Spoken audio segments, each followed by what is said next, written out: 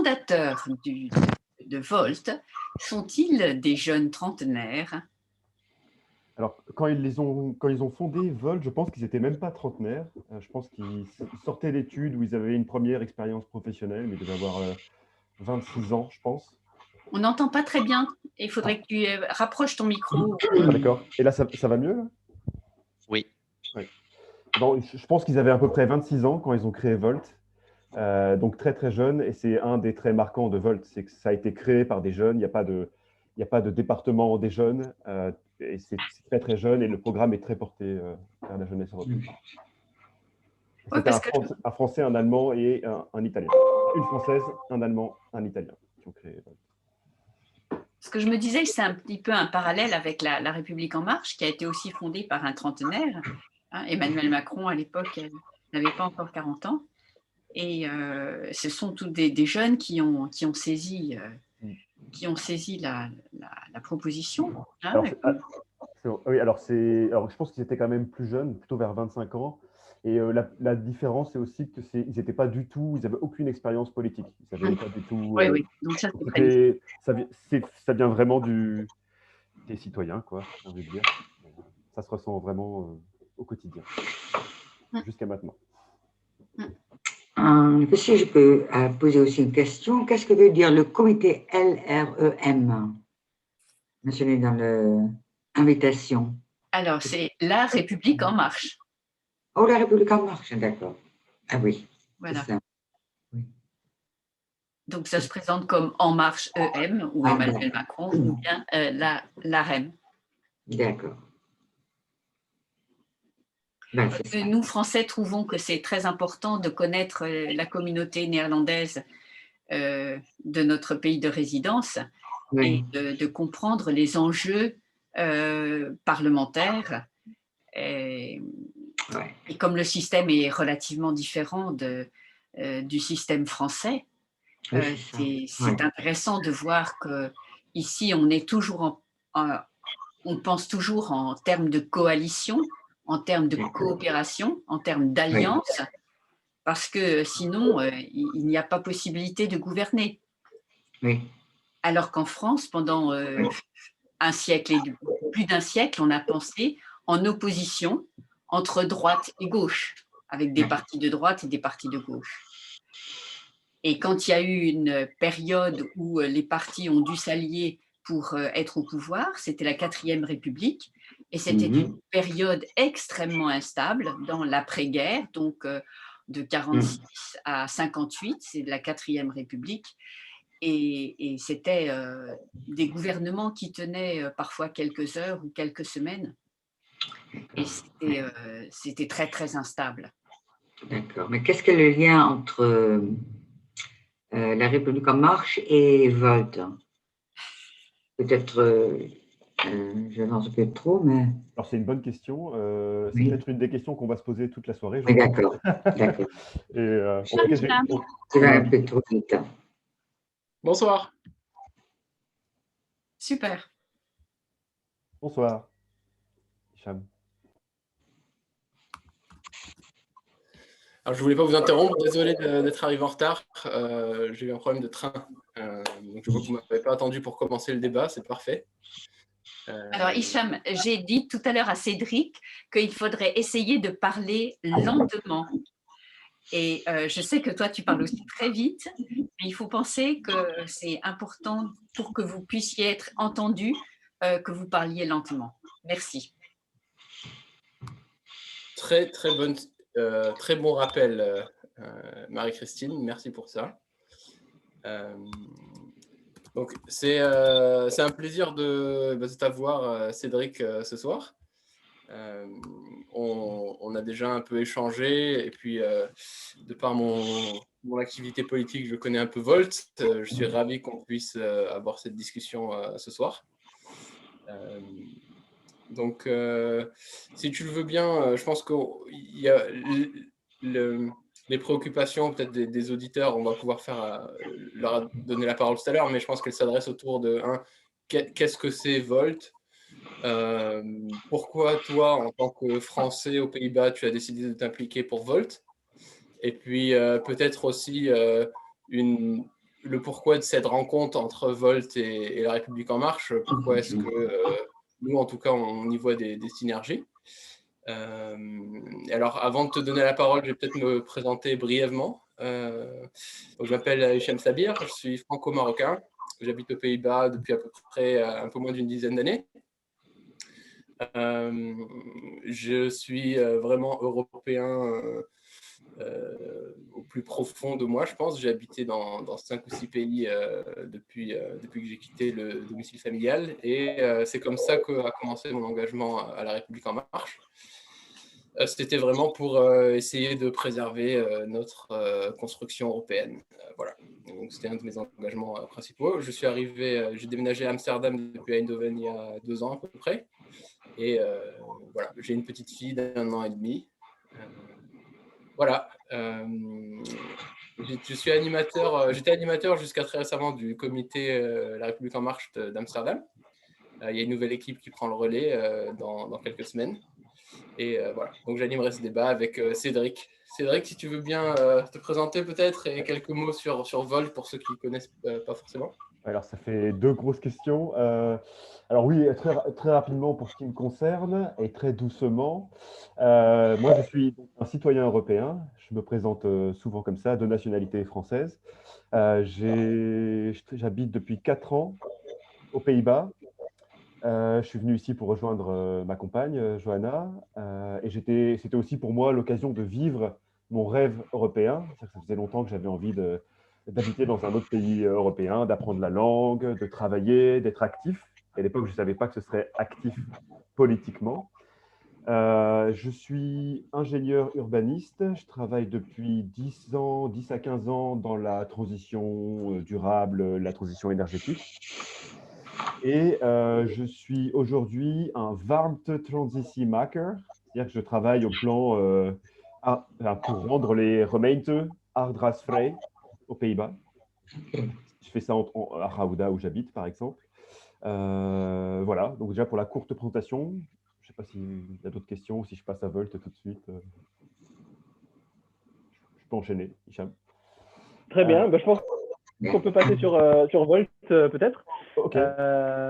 Alors, déjà le nom, je pense. Je voulais savoir d'où vient le nom Volt, pourquoi Volt, et puis vous vous présentez comme mouvement. Qu'est-ce que ça veut dire avec l'histoire qu'on connaît à La République En Marche?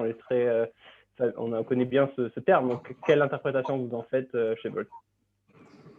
Alors, qu'est-ce que c'est Volt? Je pense qu'il y a plusieurs interprétations là-dessus. En fait, on avait commencé. Le but, c'était d'avoir un nom qui sonne bien dans toutes les langues européennes. Donc, c'est pas évident, parce qu'on a beaucoup de langues en Europe.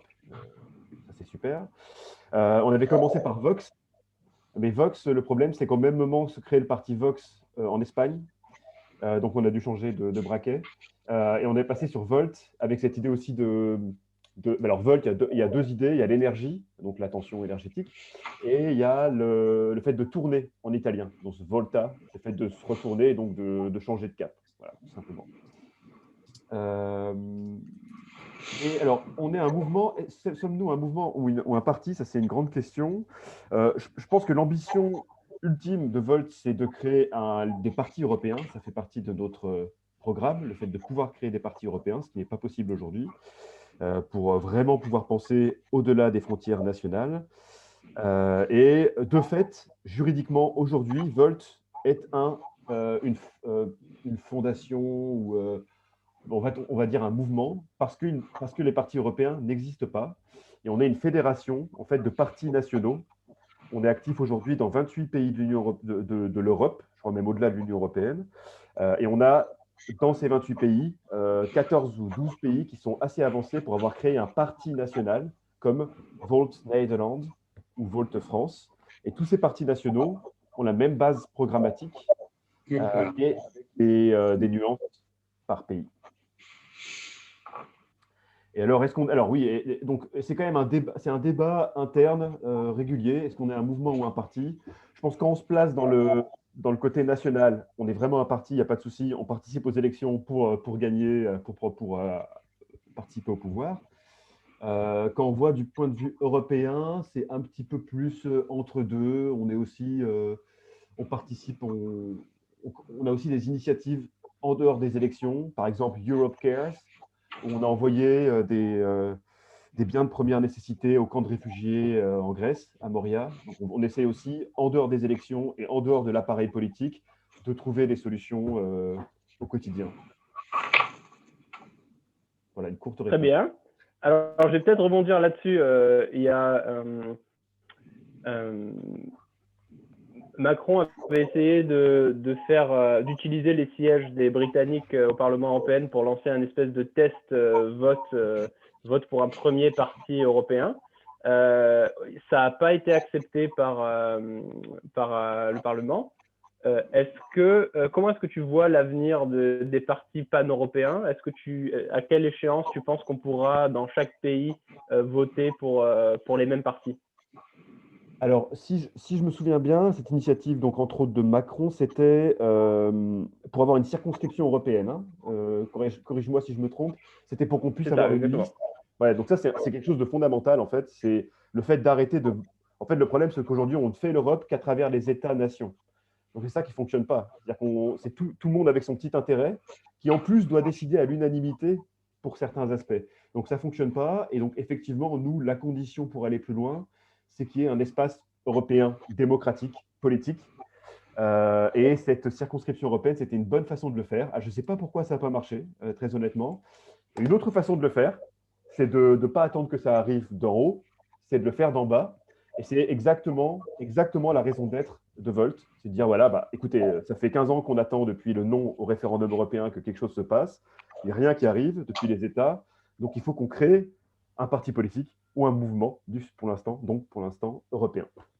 Et qu'on prenne le pouvoir, en fait, au niveau européen, mais également dans les parlements nationaux. Et c'est là où c'est très important d'être élu dans les parlements nationaux, surtout dans des pays où on peut assez facilement être élu, comme aux Pays-Bas, ce qui n'est pas vraiment le cas de la France. On peut aussi, au niveau de l'État-nation, porter cette parole, rappeler, dans ce contexte-là, on est européen, on fait partie tout ce qui se passe, toutes les crises qui se passent dans le monde ont un impact sur nous. 2008, le corona. Donc, soit on continue à subir, soit on commence à regarder un peu ce qui se passe en dehors des frontières. Et donc, c'est pour ça que c'est très important qu'on soit élu au niveau européen, ce qui est déjà le cas, au niveau national, ce qui sera la semaine prochaine le cas, et au niveau local, ce qui est déjà le cas en Italie, en Bulgarie, en Allemagne, et bientôt aux Pays-Bas, dans un an, j'espère. Alors, tu parles d'un point très intéressant qui est la constitution de plusieurs partis nationaux, à défaut de pouvoir créer un parti pan-européen au sens propre du terme. Mais ça veut dire qu'il y a une certaine amélioration de programme qui va devoir avoir lieu entre les différents pays qui ont tous des problématiques sociales, économiques et politiques différentes. Donc, j'aimerais utiliser cette question pour parler un peu du programme de Volt. Alors, d'abord à l'échelle peut-être néerlandaise, et puis, on va commencer à l'échelle peut-être européenne, voir quels sont les grands principes qui dirigent l'élaboration de vos programmes, et comment est-ce que ça s'est traduit à l'échelle néerlandaise. Est-ce que en interne, comment est-ce qu'il y a des tractations? Est-ce qu'il y a des débats qui ont eu là-dessus? Un peu comment ça marche dans un mouvement comme le vôtre? Très intéressant. Donc, d'abord au niveau européen, c'est ça? Ouais. Donc, en fait, c'est dans un mouvement très jeune, avec beaucoup de gens très jeunes. Donc, c'est très porté sur les réseaux sociaux, que vous connaissez, hein, mais on a également des réseaux sociaux internes. Et en fait, tout s'est passé, tout a commencé avec la déclaration d'Amsterdam qui a été signée, acceptée par les membres à Amsterdam, donc en 2018, octobre 2018, c'est une très grande fête à Amsterdam. Hélas, je n'ai pas pu y être. Je venais de découvrir Volt. En fait, dans les mois qui ont précédé ça, et ça se passe toujours aujourd'hui, il y a des groupes au niveau européen, donc de plusieurs pays, des membres de plusieurs pays qui sont réunis digitalement, même avant Corona, forcément, pour le côté européen, pour créer un programme. Et le programme a été voté par les membres. Et c'est ce qui se passe aujourd'hui encore, c'est que il y a alors, je ne vais pas rentrer dans le détail, mais voilà, on prend le temps de créer des programmes qui sont toujours basés sur des études scientifiques. Donc, il y a toujours vraiment le côté scientifique, rationnel, qui est très important chez Volt. Toujours, on organise des rencontres avec des experts et on fait un programme et on le vote aux assemblées générales. Et alors, c'est quoi les grandes lignes directrices de votre programme à l'échelle européenne? Vaste question. Alors, en fait, on a six piliers que je ne connais pas forcément toujours par cœur. Le premier pilier, c'est plus d'équilibre dans le monde. Donc, en fait, c'est réinventer l'économie dans le contexte climatique, écologique, etc. Sur comment on peut créer une nouvelle économie qui fonctionne dans les frontières physiques, dans le respect du climat, etc. Le deuxième, c'est l'innovation. Donc, on est vraiment très porté sur c'est innovation entrepreneuriat. Donc, ça, c'est un gros point d'accroche avec La République en marche, je pense. Donc, on est porté très digital, toutes sortes d'innovations technologiques. Même, je trouve que des fois, on est un peu trop optimiste parfois sur ce que la technologie peut apporter. Le troisième aspect, c'est l'égalité des chances. Donc là, voilà, je lis, c'est éducation, logement, etc. Donc, c'est revenu universel, puisqu'on supporte aussi l'idée d'un revenu universel. Donc là, c'est tout l'aspect, comment tout le monde peut avoir les mêmes chances en Europe et au niveau national. Le quatrième aspect, c'est le côté institutionnel. Comment on réorganise les institutions. Donc aussi, qu'est-ce qui doit être fait au niveau européen, national, local, etc. Le cinquième aspect, c'est la démocratie. Comment on recrée la démocratie. En fait, on se rend compte que depuis 15 ans, la démocratie se réduit. Le corps démocratique se réduit dans le monde. La démocratie n'attire plus, ne fonctionne plus. Et donc, c'est une très grande réflexion chez Volt qui est toujours en cours. Et on pourra en reparler, j'espère. Et on s'inspire aussi de choses qui se sont passées en France. Voilà, donc, voilà, donc ça, c'est le cinquième pilier. Et le pilier plus un, c'est le pilier l'Europe du 21e siècle. Voilà, évidemment. C'est-à-dire que tout ça, tous ces 5 piliers, on dit, bon, en fait, on n'y arrivera que si on se positionne dans un contexte européen. Et là, il y a toute la gamme des réformes européennes, mais que vous connaissez bien, je pense, chez En Marche. Ok, alors peut-être pour simplifier la question sur le programme, parce qu'en effet, on ne va pas avoir le temps de rentrer dans les détails, mais juste, j'aimerais comprendre l'ADN un peu de Volt sur les axes nationalistes européens et les axes démocrates et conservateurs. Où est-ce que se place Volt sur ces axes-là? Alors, c'est très clair. Là, c'est sur l'axe conservateur progressiste, c'est super progressiste. Volt, je pense que d'ailleurs, dans les classements des partis aux Pays-Bas, c'est le plus progressiste, même au-delà de D66. Très, très avancé là-dessus. Et sur le côté européen nationaliste, je pense que je n'ai pas besoin de te répondre. C'est pour clarifier. C'est l'Europe. Ouais. C'est pour clarifier peut-être pour les gens qui sont avec nous ce soir. Alors maintenant, à l'échelle des Pays-Bas, il y a une élection qui se prépare là, de ce mois-ci. Il y a énormément d'encre qui coule dans la presse sur les différents partis. Volt qui attire énormément l'attention, notamment chez les jeunes. Quels sont les 3 points principaux de votre programme et qui vous différencient des autres partis néerlandais? Qu'on n'a vraiment pas en commun avec les autres partis néerlandais, parce qu'il y a des choses qu'on a en commun quand même. Je pense que c'est... je pense qu'il y a vraiment l'angle européen, donc vraiment le fait qu'on ne veut pas se positionner dans un contexte national et qu'on veut porter la parole européenne. Donc ça, c'est clairement quelque chose... Je veux dire, même les partis pro-européens comme GroenLinks ou D66, ils fonctionnent quand même dans un contexte national. Et donc ça, c'est vraiment quelque chose qu'on veut apporter. Après, il n'y a pas... Je ne sais pas si on est les seuls à proposer ça, mais on veut quand même être climat neutral, en français, je ne sais plus comment on dit, en 2040. C'est quand même une très grosse ambition qui est portée au niveau européen par Volt, qui est détaillée scientifiquement, hein, pourquoi il faut le faire et comment il faut le faire. Et donc ça, c'est quelque chose qu'on apporte aussi aux Pays-Bas. 2040, CO2 fait neutral. Alors, si je peux me permettre de poser des questions un peu difficiles, mais les Pays-Bas, c'est un des plus mauvais élèves sur le pacte de stabilité européen. Au niveau des engagements environnementaux, je crois qu'on est à 13% de part de renouvelables dans le mix national. Comment est-ce que Volt propose de pousser un peu l'adoption des énergies renouvelables aux Pays-Bas? Alors, tu poses la bonne question. Il y a quelque chose d'assez particulier là. Je rentre tout de suite dans un sujet compliqué dans notre organisation interne, mais c'est bien aussi de voir comment les débats qu'il y a en interne. C'est le nucléaire.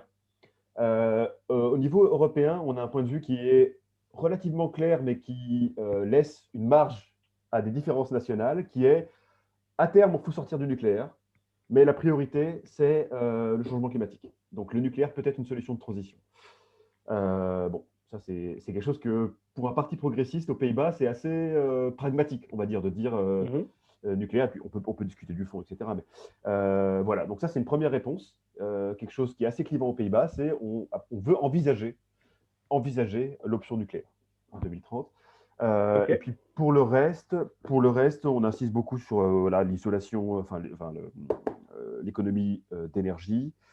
Et on veut faire une fiscalité. On veut beaucoup régler la question par la fiscalité écologique, c'est-à-dire avoir une taxe CO2 au niveau européen ou au niveau national si on n'arrive pas au niveau européen, et rendre tous les investissements écologiques fiscalement intéressants. C'est en gros les deux grosses Très bien. Alors, tu as dit un mot-clé pour finir sur la partie programme, peut-être, fiscalité. Depuis quelques jours, on parle énormément de fiscalité dans la presse. Il y a un nouveau rapport de Tax Justice Network qui est sorti, qui épingle les Pays-Bas comme un des plus gros paradis fiscaux du monde. Évidemment, les autres pays européens, la France inclus, et l'Europe du Sud, crient à la concurrence déloyale de la part des Pays-Bas, de l'Irlande, pour leur attrait qu'ils ont des grands groupes mondiaux.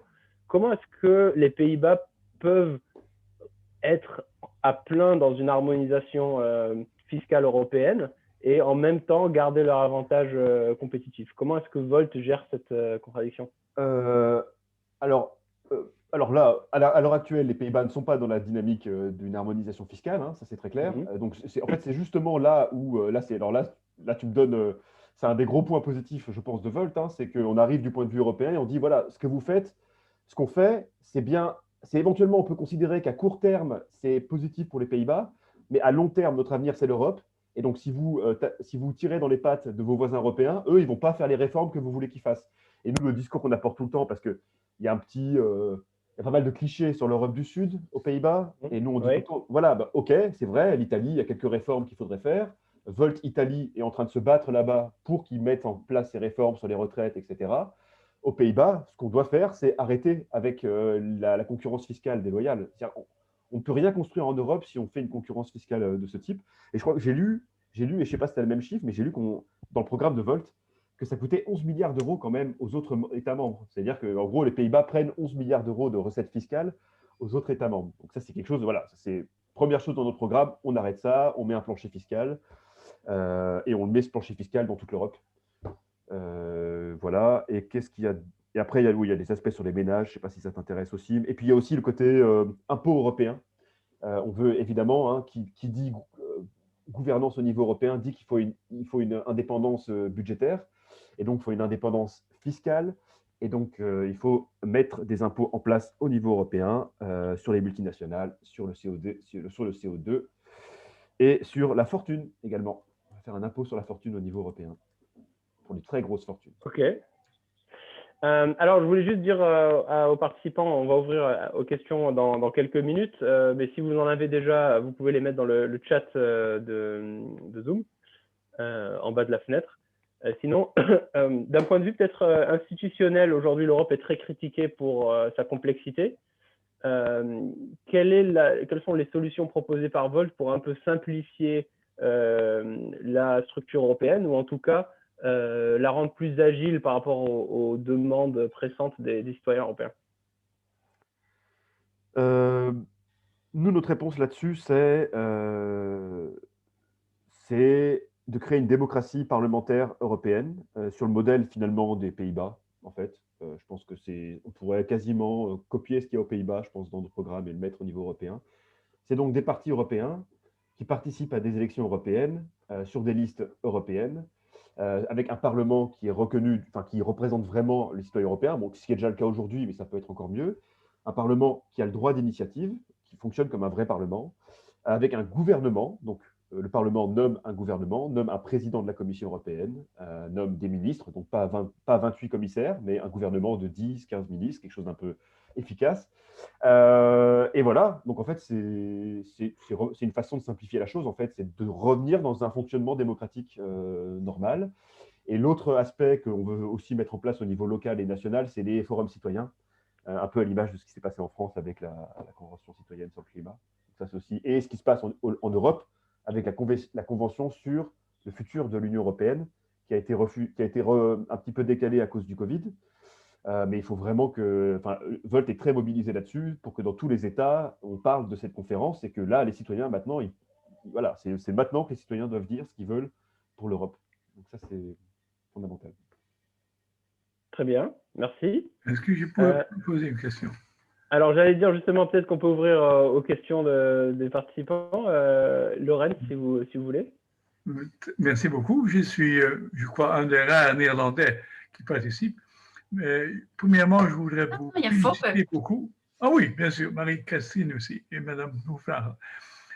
Premièrement, je voudrais bien vous féliciter de votre initiative. Je crois que l'enthousiasme avec lequel les jeunes se déplacent direction vote est à peu près la même chose comme dans ma génération D66. D66, c'est le parti qui est le plus proche de chez vous. Et j'espère aussi que même si vous n'avez pas beaucoup de plus que peut-être un ou deux, maximum trois votes, 3 sièges, que vous allez participer ensemble avec D66. Parce que bien sûr, les partis qui sont les plus proches prennent l'un de l'autre. Même moi, en tant qu'octogénaire, je suis très heureux que Volt est sur la place. Vous pouvez renforcer la dimension européenne. Le seul parti vraiment européen aux Pays-Bas, c'est actuellement D66. J'ai 2 questions à vous. Premièrement, vous voulez tous européaniser. Est-ce qu'à la fin, votre vision est que vous vous remplacez une structure européenne en niant l'existence des États nationaux? Quel est le lien entre l'européanisme que vous prêchez? Par exemple, la France n'est pas un pays qui ne voudrait jamais être abandonné. Alors, où est la limite qui doit être faite sur le niveau européen et national? Deuxièmement, une question très spécifique sur l'énergie nucléaire. Je suis heureux que vous allez ouvrir le débat qui a déjà peu commencé sur le nucléaire. Mais en même temps, vous voulez faire ça sur le niveau européen. Comme vous savez, l'Allemagne, le pays le plus grand d'Europe, encore plus grand que la France, a pris une décision il y a 5 ou 6 ans par Mme Merkel d'abandonner complètement le nucléaire. Alors, sur le plan de politique réaliste, est-ce que c'est très réaliste de dire qu'il faut ajouter maintenant le nucléaire, tandis que le plus grand pays européen en Europe, je ne vais pas dire que c'était une décision sage, a décidé de ne plus avoir le nucléaire? Alors, excellente question, 2 excellentes questions. Alors, sur la première, je pense que personne chez Volt ne souhaite la disparition des États-nations. C'est la devise de l'Europe, hein, comme vous le savez, c'est unis dans la diversité. C'est quelque chose de très important, je pense qu'il faut qu'on préserve. Nous, ce qu'on veut, en fait, ce qu'on dit souvent, c'est qu'on est européen, on est pro-européen, mais en fait, on est surtout eurocritique. Et on veut utiliser l'Europe comme un moyen pour atteindre des objectifs. Donc, on n'est pas satisfait de la façon dont fonctionne l'Europe et on veut atteindre des objectifs comme le climat, comme la migration, etc. Ce qu'on ne peut pas régler au niveau de l'État, on veut le régler à la bonne échelle. Mais au niveau de l'État, l'éducation, par exemple, tout programme sur l'éducation, il est complètement néerlandais dans le programme de Volt. Il n'est pas du tout européen. L'éducation reste, par exemple, au niveau national. Donc, première réponse. Et sur le nucléaire, eh ben, oui, comme j'ai dit, c'est pas facile cette discussion. Il faut regarder, je pense, les points de départ, et le temps qu'on a. On a 20 ans pour changer les choses et pour devenir CO2 carbone neutral. Il faut voir d'où on démarre. Les Pays-Bas, c'est 80%, 85% fossiles aujourd'hui. Donc c'est très compliqué en 20 ans d'arriver à une carbone neutralité. Et c'est aussi pour ça que… Alors que l'Allemagne, je ne critique pas leur choix. Hein. Moi, en plus, je ne suis pas nécessairement pro-nucléaire personnellement. Eux, ils ont commencé il y a 10 ans. C'est-à-dire que pendant 10 ans, eux, ils ont augmenté le charbon, mais ils ont vraiment beaucoup augmenté le renouvelable. Donc, ce qu'on voit aujourd'hui, c'est que le charbon commence à baisser, le renouvelable est exponentiel, et il pourrait être en 2040 ou 2045 dans les clous. Mais les Pays-Bas sont trop en retard. Donc, c'est pour ça que Volt Nederland a voulu ouvrir l'option. Ce n'est pas encore dit qu'on va faire du nucléaire. Hein. Ouvrir l'option du nucléaire. Merci. Merci Cédric. Est-ce que quelqu'un d'autre a une question avant que je rebondisse là-dessus? Oui, Désiré? Pardon, vous êtes en mute. Oui, vous m'entendez? Oui, parfait. Bonsoir, et j'ai une question sur le lien entre LREM et Volt. Qu'est-ce qu'est le lien entre les deux? Ah oui, c'est une bonne question. Alors peut-être que je peux commencer, Cédric, si tu veux, Ouais. et je te donnerai la parole pour que tu Vas-y. parles de tu réponds à cette question. Eh ben, moi, personnellement, par exemple, je suis animateur En Marche et membre de Volt. Pour moi, mon cœur français est En Marche. J'ai fait partie du mouvement avant qu'il soit un parti politique pour toute sa dimension européenne, un peu dépoussiérer l'appareil politique français. Et aux Pays-Bas, je trouve que l'ADN du mouvement à ses premières heures d'En Marche, je la retrouve dans Volt. C'est un parti qui est, je pense, qui est l'ambition européenne et pan-européenne d'En Marche, si je peux m'exprimer ainsi. Donc pour moi, il y a énormément de points communs entre les deux partis, énormément de leçons, je pense qu'on peut, d'erreurs qu'En Marche a fait aussi dans sa construction, qu'il faut qu'on s'assure que Volt prenne en compte. Et puis vice-versa, moi je pense qu'il y a un cycle naturel des partis quand ils remontent au pouvoir, qui ont des responsabilités exécutives qui changent leur ADN. Et on a besoin de mouvements citoyens qui rappellent à l'ordre un peu tous ces acteurs. Voilà, donc c'est ma version vraiment à titre individuel. Je vais donner la parole à Cédric et après je vois Vincent qui voulait poser une question. Donc Cédric, ton point de vue sur la question? Je me retrouve dans ce que tu dis. Je pense que d'un point de vue programmatique, il y a des gros points de ralliement. Il y a l'Europe, il y a l'entrepreneuriat, il y a le digital, il y a l'innovation, il y a Alors, je pense que ça s'est quand même pas mal perdu chez En Marche, même s'il y a eu la Convention citoyenne sur le climat, l'innovation démocratique. C'est quand même, dans le mouvement d'En Marche, en tout cas, c'était une ambition. Moi, j'ai été militant chez En Marche, donc je ne le suis plus par contre. Voilà. Et bon, après, je pense qu'il y a des différences fondamentales sur l'approche quand même, sur le fait que ça a été créé vraiment par des citoyens, alors qu'En Marche, c'est quand même, surtout quand on regarde rétrospectivement, créé par un homme dans le cadre d'une élection présidentielle, donc quelque chose de très franco-français. Et c'est européen. Voilà. Et puis après, sur les idées, sur le programme, c'est un petit peu plus à gauche, quoi. C'est voilà, sur le climat, sur la fiscalité, c'est un petit peu plus à gauche. Voilà. Mais il y a beaucoup de points en commun. Vincent, j'ai vu que vous levez la main. Est-ce qu'ils travaillent ensemble en France, sur le plan politique, ou La République En Marche et Volt, est-ce qu'ils travaillent ensemble sur le plan politique ou non? Non, ça se pourrait. Hein. Je veux dire, on en a même discuté il n'y a pas très longtemps. Hein. Je pense que ce serait, je pense qu'en tout cas au niveau local et au niveau européen, ce serait possible. Et d'ailleurs, on a discuté, quand nous, on est arrivé au Parlement européen avec notre élu, on a discuté avec les libéraux, donc avec Renaissance, et avec les Verts pour intégrer le groupe. On a choisi les Verts, c'est un vote qu'on a fait au sein du mouvement. On a choisi les Verts peut-être pour des raisons idéologiques, mais surtout pour des raisons de conditions, de comment on allait fonctionner dans le groupe. Mais tout ça pour dire que voilà, on est entre les deux, notre cœur balance, et il est tout à fait possible que vraiment sur des élections locales, typiquement, on travaille ensemble, ou européennes, qu'on travaille ensemble avec En Marche. Vincent? République En Marche. Oui, alors, bon, j'écoute avec beaucoup d'intérêt. Il y a quand même quelque chose chez moi qui me provoque un peu les réflexions. Une certaine contradiction qu'il y a entre ce parti pan-européen fédéraliste qui m'est très sympathique et puis les partis nationaux. Et j'écoutais Hicham avant, je disais, bah, attendez, alors, vous êtes, oui, alors on peut être très bien, tout à fait être pro-Volt, voilà. Mais alors on peut aussi être pro-D66 aux Pays-Bas, parce que c'est un petit peu le représentant, je dirais, national. Et alors, en France, RM. Alors, est-ce qu'on va voter, on va voter Volt ou on va voter RM? Est-ce qu'on va voter D66 ou on va voter Volt? Vous voyez, un petit peu de contradiction quand même. Moi, c'est un peu la question que je me pose moi-même, puisque je vote aussi aux Pays-Bas. Qu'est-ce que je vais voter mercredi prochain? Voter pour un parti donc pan-européen, qui m'est très sympathique, vous êtes ici ce soir, ou bien voter pour ce qui est plutôt ma famille plus politique, plus nationale aux Pays-Bas, qui est, enfin bon, pas peine de le répéter, etc. Donc, moi, je vois un peu les contradictions, une compétition, en fait, entre les deux. Et très bien aussi, vous aussi, à Hicham, là, aux prochaines élections en France, vous allez voter quoi? vous allez voter République En Marche, vous allez voter Volt. Hein. Est-ce qu'on n'a pas un petit peu ce débat de conscience ou cette hésitation et cette concurrence entre les deux? Alors, je vais répondre à votre question. Je pense que Cédric, ça peut être très intéressant pour lui aussi de parler de Volt et D66, parce qu'il y a énormément de sympathisants de D66 au sein du mouvement, en tout cas de ce que j'en ai vu.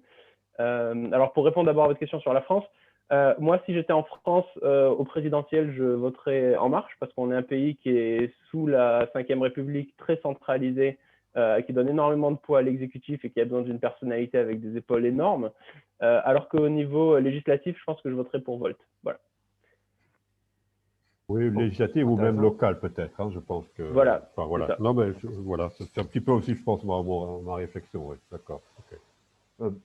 Merci. Cédric? Mais moi, je ne sais pas si j'ai quelque chose à rajouter, parce qu'en fait, il n'y a pas vraiment de questions. Je pense que c'est… Moi, je ne vois pas de contradiction. Hein. Moi, comme je vous l'ai dit, justement, on voit vraiment une logique entre le fait d'être au niveau européen, au niveau national, au niveau local, parce qu'on se rend compte que ce qui bloque aujourd'hui, c'est le niveau national. C'est le niveau national qui empêche d'avancer. Alors, je ne dis pas qu'il faut l'enlever, je dis que ce niveau-là bloque et prend trop de place. Et c'est pour ça que être avec une structure européenne présente dans un Parlement national, je pense que ça peut faire la différence, et c'est le fondement de Volt.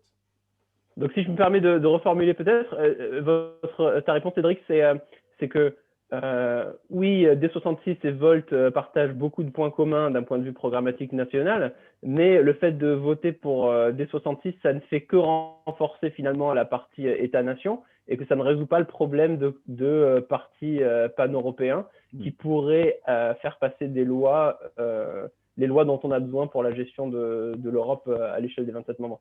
Est-ce que c'est ça ta vision de la… C'est bien résumé. Après, j'ai pas envie de tirer dans les pattes de D66, qui est un parti que je trouve très sympathique. Sur le programme, on a effectivement beaucoup de points communs. Donc, je pense que c'est vraiment sur comment fonctionne le parti, le concept de Volt qui fait la différence. C'est qu'effectivement, ça part. Est-ce que je pourrais peut-être revenir aussi à ce point, parce que je crois effectivement, dans un pays comme les Pays-Bas, où nous sommes ultra proportionnels, n'est-ce pas? Il n'y a pas un autre pays qui aura 15 partis, n'est-ce pas? Vous serez 1, 2, j'espère même 3, mais nécessairement, ça va prendre des votes de D66. Vous ne serez jamais dans un gouvernement prochain. D66 a quand même un parti maintenant avec 5 ans, presque 60 ans de bagages. Et c'est une autre raison pour laquelle j'espère que immédiatement après les élections, et c'est une suggestion que je vais faire à mes propres dirigeants, parce que moi j'étais un ancien fondateur, qu'il y aura immédiatement un contact politique entre M. Dassen et je ne sais pas qui autre, et D66. Parce que si vous voulez avoir vraiment un impact politique, il faut vous rejoindre le plus rapidement un parti qui va être membre du gouvernement. Si je regarde par exemple en Allemagne, le Parti libéral est beaucoup plus à droite, c'est même plus à droite que le VVD aux Pays-Bas. Alors là, la question se pose d'une manière tout à fait différente, de voir qu'il y a un parti, disons, européen. Mais déjà, D66 a une vision très européenne. Nous sommes aussi représentés dans le Parlement européen et vous allez être aussi là, j'espère, dans quelques temps. Avec 15, peut-être les Pays-Bas, et 3 votes de votre côté, vous allez avoir un poids beaucoup plus important. Excusez-moi, je suis appelé par mon épouse qui m'a dit tu dois prendre le dîner. Alors, peut-être qu'on peut avoir un contact après les élections. Je vous souhaite une bonne chance. Ik kom eraan. Ik heb net mijn laatste uitspraken gedaan in het gezelschap van Volt hier. Groetjes aan Jantine. Ja, je salue de la part de Marie-Christine, qui était également ici. Alors, à bientôt. Tot ziens. On appelle la politique en direct. Hein. Je dois prendre le dîner. Alors, bon appétit. Bonne chance et dis à M. Dassen que j'espère en tout cas que lui, il sera dans le Parlement. Les deux autres, je ne connais pas encore. Au revoir. En tout cas, merci beaucoup pour votre présence là, Runtian. Oui, au revoir. Au revoir. Merci beaucoup. Alors, est-ce qu'il y a peut-être d'autres questions pour Cédric? Oui, Hicham, Richard. Par rapport aux commentaires que tu faisais tout à l'heure sur les préférences que tu donnerais aux élections en France de voter LROM pour les élections présidentielles et peut-être les élections locales, peut-être Volt. Est-ce que c'est pas lié au fait est-ce que Volt finalement est plus assis sur une base locale de membres actifs et quelque part, est-ce que c'était pas la promesse d'En Marche et je crois, lire en tout cas, écouter entre les lignes de ce que tu dis, que c'est peut-être la déception que tu as d'En Marche, qu'au final, la promesse d'En Marche qui était d'emmener véritablement tous les citoyens vers la construction européenne, mais aussi la construction d'un parti où des idées émanaient de la base, finalement, c'est un peu essoufflé et pas vraiment réalisé. Est-ce que c'est ça qui tire aussi ta réflexion? Alors, je ne sais pas si je parlerai de déception parce que je suis quelqu'un de très réaliste et je sais qu'à partir du moment où on passe au pouvoir, on change d'ADN dans un parti. Je connais aussi suffisamment de gens qui gèrent La République En Marche ou même de députés pour savoir que dans le fond, c'est la même ADN que quand le mouvement s'est lancé. Je pense que je comprends de plus en plus que l'Europe se dirige vers une opposition violente entre nationalisme et pan-européen, et que le seul outil pour vraiment débloquer cette situation, je pense, c'est d'avoir des partis qui soient très intégrés dans chacun des pays. Chacun des pays. Comme le disait Cédric, je pense que si on attend des partis, si on attend des États-nations qui abandonnent eux-mêmes leur souveraineté sur certains sujets, ou que ce soit le Parlement européen qui prenne ces responsabilités-là, on va attendre très longtemps. Alors qu'un moyen de court-circuiter ce processus-là, c'est d'avoir de facto des partis identiques, disons élus dans chacun des pays, qui partagent un programme commun et qui donc font avancer l'Europe par la base. Voilà. Donc c'est plus un calcul européen que je fais au point de vue législatif que ce que tu parlais de déception qu'une déception là-dessus. Alors évidemment, En Marche, il y a tout un débat de fond sur l'engagement des membres, l'ADN citoyenne qu'on avait au départ, est-ce qu'elle est toujours là, etc. Je pense que c'est un débat existentiel qu'on va continuer à avoir tout le temps et que Volt aura une fois qu'ils seront au pouvoir. Et je pense que c'est un débat sain et j'espère qu'on continuera à l'avoir. Mais aujourd'hui, oui, il y a des lois ou des nominations au gouvernement avec lesquelles je ne suis pas d'accord, mais ça fait aussi partie du débat dans un mouvement, comme le disait Cédric, qui n'est peut-être pas pro-nucléaire. Il y a des moments où c'est une question de compromis, quoi. Voilà. Ça, c'est effectivement ce que j'ai une petite expérience. J'en suis à mon 3e parti. Alors, ça, c'est clair que j'accepte aujourd'hui de ne pas être d'accord avec mon parti sur tous les points. C'est pas évident, c'est pas facile pour les idéalistes, mais c'est clair. Oui, je pense qu'un des points les plus très intéressants d'En Marche et de Volt, c'est le refus du dogmatisme, un peu, d'être très bien assis sur des convictions basées sur des rapports scientifiques, soit des études un peu concrètes. Et je pense que c'est ce qui rapproche beaucoup la prise de décision chez Volt et l'AREM. Voilà. Donc, je me permets de donner mon avis personnel. Est-ce que ça répond aux préoccupations de Désiré, la discussion là? Ah, ton micro. Pardon, Désiré, ton micro est coupé. Oui, d'accord. Oui, je trouve ça intéressant, oui, pour savoir. Est-ce qu'il y a d'autres questions peut-être de la part de l'équipe, des participants? Moi, c'est l'identité européenne qui me pose question, parce que vous parlez de ça comme étant un des éléments clés de Volt.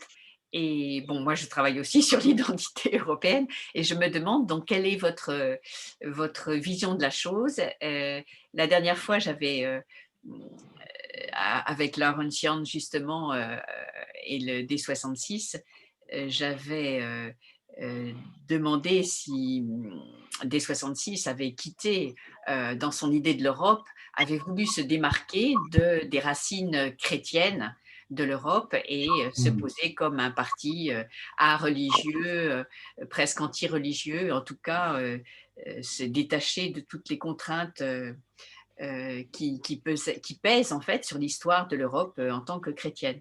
Et je me demande comment est-ce que vous voyez cette identité européenne chez Volt? Je pense que, en tout cas, ce sera ma réponse. Est-ce que c'est la réponse de Volt? Je pense aussi. Je pense qu'on est très attaché à la diversité. Je pense qu'on définirait vraiment l'Europe. C'est vrai pour le coup, pas du tout par l'angle de la religion. Ça, c'est. Alors, c'est pas anti-religieux, mais c'est pas quelque chose qui est présent chez Volt. Mais c'est plutôt la diversité qui représente l'Europe pour moi. La diversité et le régionalisme, c'est-à-dire le fait qu'on est, contrairement aux États-Unis, peut-être à d'autres grands ensembles, il y a énormément de différences dans les dialectes, dans les langues, il y a plein d'histoires qui s'imbriquent. Voilà. Moi, je pense que c'est un point très important. Et puis, l'attachement à l'histoire, mais c'est lié aussi, quoi. C'est le régionalisme, le terroir, la langue, ce côté-là. Je pense que pour moi, c'est… Oui, mais c'est le monde de la chrétienté. L'Europe, c'est un terroir de chrétienté. Donc, il y a un passé. Est-ce qu'il faut le…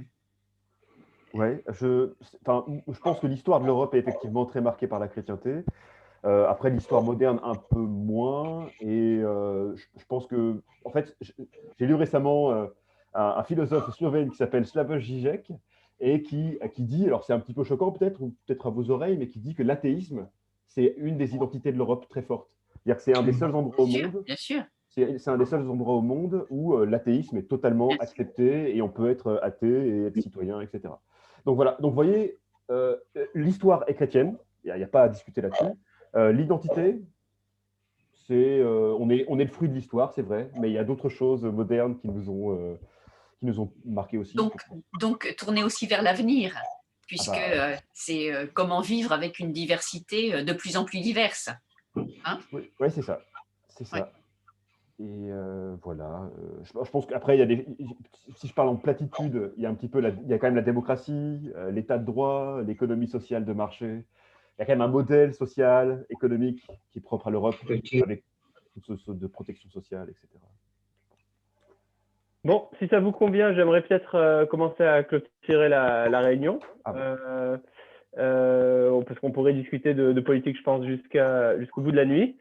Mais je voulais remercier, à moins que quelqu'un ait une dernière question peut-être à poser. Non. Voilà, sinon je voudrais remercier Cédric d'avoir participé à cette discussion. Vous souhaitez bonne chance pour les élections là dans quelques jours. On a tous les doigts croisés, on croise tous les doigts pour que vous ayez même un 4e siège peut-être. Et en attendant, si vous avez des questions sur le comité d'En Marche, nos activités aux Pays-Bas, vous voulez nous référer des gens que vous pensez être intéressés, n'hésitez pas. On organise pas mal d'événements